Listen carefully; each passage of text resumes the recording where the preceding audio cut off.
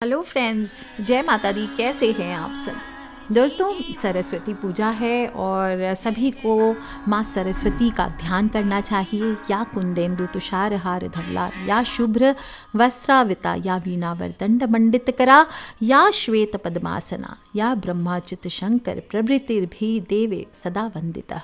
सामांग पातु सरस्वती भगवती निःशेष जाडेयापहा। माघ महीने के गुप्त नवरात्र चल रहे हैं और शुक्ल पक्ष की पंचमी तिथि को विद्या की देवी माता सरस्वती का प्राकट्य दिवस है। आज ही के दिन ज्ञान और वाणी की देवी माता सरस्वती ब्रह्मा जी के मुख से अवतरित हुई थी। कई पौराणिक कथाओं के मुताबिक जब भगवान ब्रह्मा ने सृष्टि की रचना की थी, तब सभी जीवों और वनस्पतियों का निर्माण किया गया था। किंतु भगवान शिव के अनुसार ब्रह्मा जी ने संसार का निर्माण तो कर दिया, लेकिन सारा जगत मूक और रंगहीन था। किसी में कोई वाणी, कोई आवाज नहीं थी। भगवान शिव ने परमपिता ब्रह्मा को आज्ञा दी कि इतने बड़े संसार के निर्माण के बावजूद अभी भी सारा जगत अधूरा है। सभी ऋषि मुनियों और सभी देवी देवताओं ने मिलकर इस समस्या का निवारण करना चाहा। इसके लिए ब्रह्मा जी ने समस्या का निदान के लिए विष्णु भगवान की स्तुति की। इसके पश्चात विष्णु भगवान उनके समक्ष तुरंत प्रकट हुए और ब्रह्मा जी के बताए अनुसार उन्होंने समस्या का हल ढूंढने के लिए आदि शक्ति से याचना की। तब माँ आदि शक्ति दुर्गा देवी प्रकट हुई देवों के समक्ष और उन्होंने समस्या को समझकर सृष्टि को और भी सुशोभित करने के लिए स्वयं के तेज से एक श्वेत दिव्य प्रकाश को उत्पन्न किया। आदि शक्ति के ही एक रूप से वह तेज स्वरूपी 4 भुजाओं वाली देवी, जिनके हाथों में वीणा, कमंडल, पुस्तक और माला विराजमान था, वो प्रकट हुई और देवी ने देवताओं के अनुसार जैसे ही अपनी वीणा के स्वर निकाले तो उसके मधुर ध्वनि से पूरे संसार में जीवन आ गया। समस्त संसार में शब्दों और कलाओं का संचार हो गया। वह तेज स्वरूप प्रकाश पुंज वाली देवी का नाम माँ सरस्वती पड़ा, जो माता आदि शक्ति के आज्ञा अनुसार परम पिता ब्रह्मा जी की अर्धांगिनी बनी। और कहा जाता है भगवान विष्णु के अवतार श्री कृष्ण ने भी उनके कार्यों से प्रसन्न होकर उन्हें ये वरदान दिया था कि हर वर्ष वसंत पंचमी के दिन विद्या तथा कला की देवी के रूप में उन्हें पूजा जाएगा। कहते हैं कि बुद्धि को सही जगह उपयोग में लाने के लिए माता सरस्वती की कृपा होना आवश्यक है। इतिहास में ऐसे बहुत सारे उदाहरण हैं कि कुछ लोग बहुत ही मूर्ख और धूर्त प्रवृत्ति के मनुष्य हुआ करते थे, पर जब उन पर माता सरस्वती की कृपा हुई तो वे बड़े बड़े उपनिषद और रचनाओं का निर्माण करने लगे, जिनमें से सबसे प्रसिद्ध नाम ऋषि वाल्मीकि का आता है, जो पहले अंगुलीमाल डाकू हुआ करते थे। शिक्षा दीक्षा के क्षेत्र में कामयाबी हासिल करने के लिए ज्ञानदायिनी माँ का आशीर्वाद होना बहुत ही ज़रूरी है, तभी इंसान सफल हो पाता है। कोई भी छात्र हो, कलाकार हो, संगीतकार हो, विचारक हो, शिक्षाविद हो, सभी देवी सरस्वती की पूजा इनको करनी भी चाहिए और करते भी हैं और खुशी के साथ बसंत पंचमी मनाते हैं। इस वजह से और हर साल ही वसंत पंचमी को सरस्वती पूजा और साथ ही साथ कामदेव और रति का भी दिन माना जाता है, तो कुछ लोग उनका भी पूजन करते हैं। बुद्धि और विवेक की देवी है माँ सरस्वती। माता सरस्वती का जो भी मनुष्य विधि अनुसार पूजा करता है, जो भी बच्चे हैं वो माँ का ध्यान करते हैं, तो ज्ञान हो, बुद्धि हो, विवेक हो बढ़ता है और वहीं वाणी में मधुरता आती है। जो लोग भी राहु दोष से ग्रसित हैं उन्हें भी ये कार्य ज़रूर करना चाहिए। और कोई भी विद्या अध्ययन से लेकर के छोटे बड़े स्टूडेंट, आप किसी भी फील्ड में स्टडीज़ कर रहे हैं, चाहे आप प्रोफेसर की स्टडीज़ कर रहे हैं तो भी, या कोई भी कलाकार हो, सभी शिक्षा ग्रहण करने वाले विद्यार्थियों को माँ सरस्वती की पूजा अर्चना करनी चाहिए। कहा जाता है जिस भी मनुष्य पर माँ सरस्वती के आशीर्वाद का हाथ पड़ जाता है उसका जीवन सार्थक हो जाता है। जो मंद बुद्धि होते हैं उन्हें भी विवेक की प्राप्ति होती है और एक कलाकार तो सरस्वती माता की पूजा करके अपनी कला को स्वयं के संघर्षों और माँ के आशीर्वाद से और अधिक निखारता है। सिर्फ ये ही नहीं, सरस्वती पूजा करने से मनुष्य को कार्य करने में नई चेतना आती है, सकारात्मक भावनाओं से शरीर में ताजगी आती है और इस दिन को अबूझ मुहूर्त कहा जाता है। कोई भी शुभ काम हो, गृह प्रवेश हो, शादी विवाह हो, कोई भी चीज़ हो, आप इस दिन बिना पूछे फिक्स कर सकते हैं। और सही मुहूर्त पर अगर माँ की पूजा अर्चना करते हैं, सच्चे हृदय से करते हैं, तो जो भी कामना आप करते हैं आपको सफलता अवश्य हाथ लगती है। इस बार बहुत ही खूबसूरत दिनों में आई है माघ माह की शुक्ल पक्ष की पंचमी तिथि, यानी 5 फरवरी को है गुप्त नवरात्र के दौरान। और 5 फरवरी के दिन पंचमी तिथि सुबह 3:47 से आरंभ हो जाएगी, जो कि 6 फरवरी को सुबह 3:46 पर रहने वाली है। और इसीलिए वसंत पंचमी की पूजा 5 फरवरी को 5:28 का शुभ मुहूर्त है, इस दौरान आपको करना चाहिए। सुबह 7:19 से लेकर 12:35 तक माँ सरस्वती की पूजा करना शुभ रहेगा। कैसे करेंगे? तो सुबह सुबह उठिए, घर को मुख्य द्वार की सफाई कीजिए, हल्दी के जल का छिड़काव कीजिए, मुख्य द्वार पर तोरण आदि लगाना चाहते तो वो लगाइए, और खूबसूरत सी रंगोली सजाना है तो वो सजाइए। और खुद भी स्नान करके पीले वस्त्र इस दिन धारण किए जाते, पीले नहीं तो आप व्हाइट भी धारण कर सकते हैं। और इसके बाद अपने पूजा स्थल की सफाई आदि करके आप चाहें तो अलग से एक चौकी हो या बड़ा टेबल भी ले सकते हैं, जो भी छोटी सी टेबल हो उसके ऊपर माता सरस्वती को आपको स्थापित करना चाहिए। माता सरस्वती को भी पीला रंग ही लुभावना लगता है और इसीलिए उनका श्रृंगार करेंगे तो पीले वस्त्रों से ही उनका श्रृंगार करना चाहिए। और सबसे पहले आपको किसी भी जैसे आप झांकियाँ सजाते हैं जन्माष्टमी पर और गणपति पे, उसी प्रकार से आपको झांकी आदि सजानी चाहिए। पीछे फूलों से पिछवाई दीजिए। मैंने पूरी वीडियो दी हुई है किस प्रकार से आपको श्रृंगार आदि करना है, तो वो लिंक मैं दे दूँगी अलग से, आप उसे देख सकते हैं। और फिर आप सबसे पहले देवता की पूजा के पहले गणेश जी का ध्यान करना चाहिए। अतः पहले गणपति को विराजित करें, फिर दीपक जलाएं, गणेश जी को आप स्थापित करें। इसके बाद माता सरस्वती का आप श्रृंगार करें, उनके चरणों में गुलाल हो, अबीर हो, ये सभी चीज़ें आप चढ़ाइए। उनका सभी चीज़ें नॉर्मल जो पंच उपचार पूजन होता है वो करें। और पारंपरिक रूप से माना जाता है कि इस दिन जो छात्र होते हैं वो देवी सरस्वती की मूर्ति के पास अपनी किताबें, पेन, पाठ्य पुस्तकें रखते हैं, जिससे सरस्वती माता उन्हें ज्ञान देती है। और जो लोग भी कलाकार हैं, साधक हैं, वो ऐसा कर सकते हैं कि आप माता सरस्वती के सामने अपनी वाणी हो, वीणा हो, यंत्र आदि हो, जो भी आपके इंस्ट्रूमेंट्स हो, आप वो रख सकते हैं।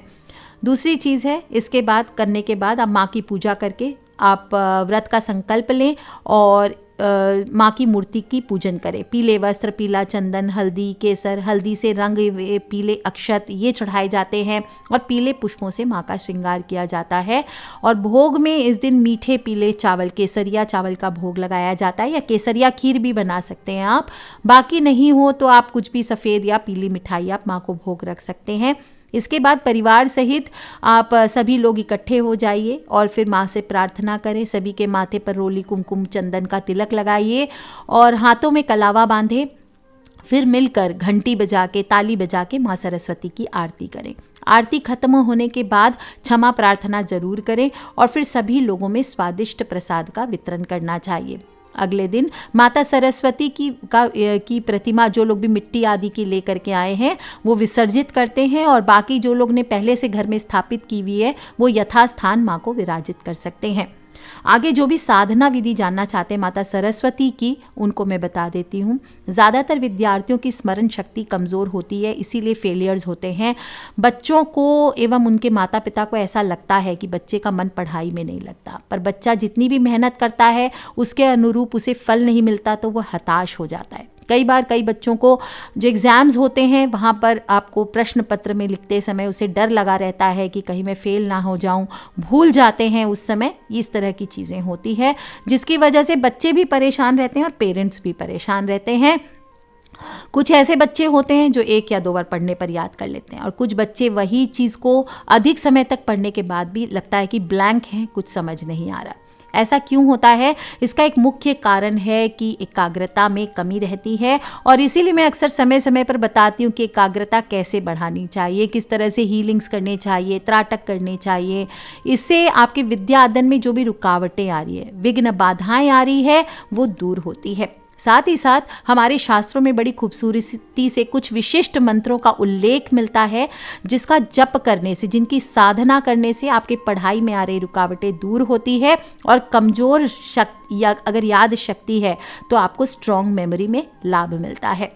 दोस्तों, कुछ लोग कहते हैं तंत्र क्या होता है? जीवन की प्रत्येक क्रिया तंत्र क्रिया है। ये प्रकृति, तारामंडल, मनुष्य का संबंध, चरित्र, विचार, भावनाएं, सब कुछ तंत्र से चल रहा है, जिसे हम जीवन तंत्र कहते हैं। और जीवन में कोई भी घटना आपको सूचना नहीं दे करके आती। ऐसे में सामान्य व्यक्ति में इतना सामर्थ्य नहीं होता है कि वो काल की गति को पहचान सके। इसलिए हमें तंत्र की शक्ति को समझना चाहिए। क्या करेंगे? जो लोग भी साधना में बैठे, इसी प्रकार जैसे मैंने पहले नॉर्मल विधि बताई है वही करना है। स्नान आदि से निवृत्त होकर स्वच्छ पीले कपड़े पहन लीजिए। ये साधना ब्रह्म मुहूर्त में करें। वैसे आप किसी भी समय कर सकते हैं आप, लेकिन ब्रह्म मुहूर्त में करें तो श्रेष्ठ है।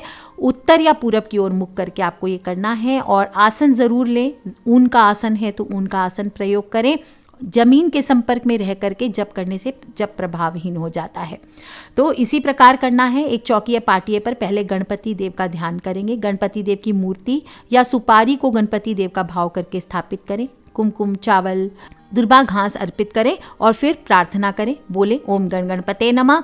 इसके बाद जो लोग भी साधना में बैठेंगे उन्हें अपने गुरु का ध्यान जरूर करना चाहिए। आपकी गुरु की फोटो आपके पास है तो आप उनको स्थापित कर सकते हैं, या किसी को भी जिनके द्वारा आप साधना करना चाहते हैं उनको अपना गुरु मान करके एक सुपारी आपको गुरु का भाव करके रखना चाहिए। और ओम श्री गुरुवे नमः इस मंत्र को बोलते हुए उनका भी पंचोपचार पूजन करें। अब अपने सामने माता सरस्वती की मूर्ति हो, यंत्र हो, चित्र हो, ये स्थापित करें। और चित्र या यंत्र के ऊपर श्वेत चंदन, श्वेत ही पुष्प, श्वेत यानी वाइट, सफ़ेद, और साथ में चावल, सफ़ेद ही चावल आपको लेने हैं, ये भेंट करना है। और धूप दीप जलाकर देवी माँ की पूजा करें। अब जिनके पास चिंतामणि कवच है उनको वो स्थापित करना है।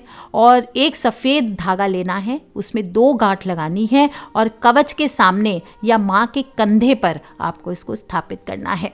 अगर आपके पास चिंतामणि कवच आदि नहीं है तो आप एक काम कीजिए, एक कपड़े पर सफ़ेद कपड़ा ले लीजिए, उस पर हल्दी से यंत्र जो बता रही हूँ फोटो में देख लीजिए, ये आपको लिखना है ये नंबर, और फिर इसके बाद उसको वहाँ रख देना है। एक मोर पंख रखें और अपनी मनोकामना का मन में स्मरण करते हुए उसे स्थापित करके आप पूजन करें। भोग रखें, भोग ज़रूर रखें। भोग में पीले मीठे चावल या कोई भी सफ़ेद मिठाई का भोग रखें। अब माँ से प्रार्थना करें, या कुंदेन्दु तुषार हार धवला, या शुभ्र वस्त्रावृता, या वीणावर दंड मंडितकरा, या श्वेत पद्मासना, या ब्रह्माच्युत शंकर प्रभृतिर्भिर्देव सदैव वंदिता, सामंग पातु सरस्वती भगवती निःशेष जाडयापहा। जो लोग संस्कृत नहीं पढ़ सकते वो ऐसे बोलेंगे, माँ का आवाहन करेंगे कि जो विद्या की देवी भगवती सरस्वती कुंद के फूल, चंद्रमा, हिम राशि और मोती के हार की तरह धवल वर्ण की हैं, और जो श्वेत वस्त्र धारण करती हैं, जिनके हाथ में वीणा दंड शोभायमान है, जिन्होंने श्वेत कमलों पर आसन ग्रहण किया है, तथा ब्रह्मा, विष्णु एवं शंकर आदि देवताओं द्वारा जो सदा पूजित हैं, वही संपूर्ण जड़ता और अज्ञान को दूर करने वाली माता सरस्वती हमारी रक्षा करें। इस प्रकार प्रार्थना करके अगर आपके पास स्फटिक की माला है तो अपनी मनोकामना के अनुसार आगे मंत्र बताती हूँ वो जप करें। जिन लोगों के पास भी सिद्ध की हुई स्फटिक की माला नहीं है वो मिश्री के दाने ले लें, 108 गिन करके रख लीजिए, उससे आपको जप करने हैं। और किसी भी सरस्वती मंत्र की माला आपको, एक माला यानी 108 मंत्र की एक माला शांत मन से बैठ करके आपको फेरना चाहिए। बेस्ट होता है सरस्वती गायत्री मंत्र कीजिए, ओम सरस्वत्यै विद्महे ब्रह्मपुत्राय धीमहि तन्नो देवी प्रचोदयात्, ओम वाग्देव्ये विद्महे कामराज्या धीमहि तन्नो सरस्वती प्रचोदयात्, ओम भूर्भुवः स्वः तत्सवितुर्वरेण्यं भर्गो देवस्य धीमहि धियो यो नः प्रचोदयात्। इस प्रकार से आप जप कर सकते हैं, या फिर सिर्फ आप मूल मंत्र का जप कर सकते हैं, ओम ऐं सरस्वती ऐं नमः, ओम ऐं ह्लीं क्लीं महासरस्वती दिव्यै नमः। जिन लोगों की मेमोरी वीक है वो लोग स्मरण शक्ति को बढ़ाने के लिए ऐं नमः भगवती वद वद वाग देवी स्वाहा इस मंत्र का जप करें। जो लोग एग्जाम्स में सफलता चाहते हैं वो लोग पढ़ाई तो करें ही मेहनत करके, साथ साथ ओम नमः श्रीम श्रीम अहम वद वद वाग्वादिनी भगवती सरस्वत्यै नमः स्वाहा, विद्याम देहि मम ह्रीं सरस्वत्यै स्वाहा। इस मंत्र का जप करें। या फिर जो अगर संस्कृत नहीं बोल सकते तो ऐसे बोलेंगे, जेहि पर कृपा करहूँ जनु जानी, कवि और अजिर नचावहि बानी, मोर सुधारहि सो सब भांति, जासु कृपा नहीं कृपा अघाती। आप इसको भी जप कर सकते हैं। जो लोग भी छोटे बच्चे हैं, बीज मंत्र का जप करना चाहते हैं, उनको बच्चों से 21 बार आपको एम का जप कराना चाहिए। या फिर द्विअक्षर मंत्र है एम लृम, विशेष रूप से जिनको वाणी दोष है, हकलाते हैं, तुतलाते हैं। ऋषिराज आप बहुत बार पूछ चुके हो कि क्या करना चाहिए, तो आपके लिए ये मंत्र है एम लिम। ये मंत्र का आपको जप करना है रोज कम से कम 21 बार। और फिर आप माँ का ध्यान करके इस प्रकार से पूजन कर सकते हैं। इसके बाद आपने जो कवच बनाया है, अब सारी पूजा कंप्लीट हो जाए तो आपको फिर हाथ जोड़ करके माँ की आरती आदि कीजिए और फिर भोग लगाया है वो प्रसाद का वितरण आप करें, सभी के साथ बांट करके खाएं।